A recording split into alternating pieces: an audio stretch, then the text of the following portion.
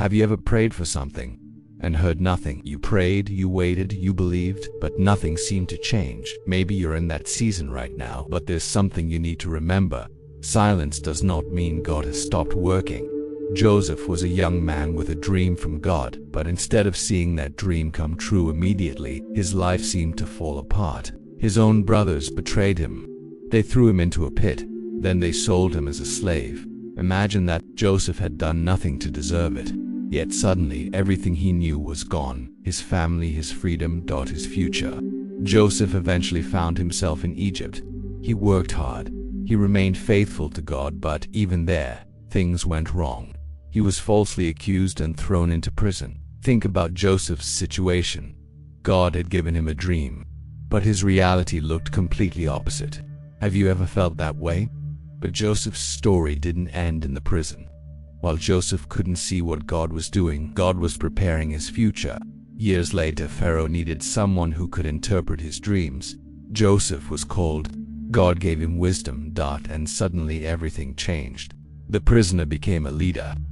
The forgotten man became someone Pharaoh trusted, and Joseph eventually became second in command over Egypt.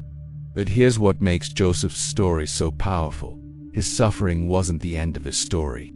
God used everything Joseph had experienced to position him exactly where he needed to be. And years later, Joseph's brothers stood before him, the same brothers who had sold him. Joseph now had the power to punish them, but instead he chose forgiveness. Joseph finally understood something. What looked like a disaster, God had turned into a purpose. Genesis 52:20 says, "You intended to harm me, but God intended it for good." Maybe you're in your own pit right now. Maybe you're waiting for an answer. Maybe you don't understand why God hasn't changed your situation. Don't assume that God is absent just because you can't see him. OD may be working behind the scenes. Your waiting may be preparing you. Your struggle may be strengthening you. And your current chapter may not look anything like your final chapter.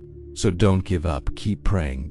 Keep believing. Keep trusting God, because the God who was with Joseph in the pit was also with him in the palace. And subscribe for more Bible stories and messages of hope. If you're waiting on God right now, comment, "I will trust God."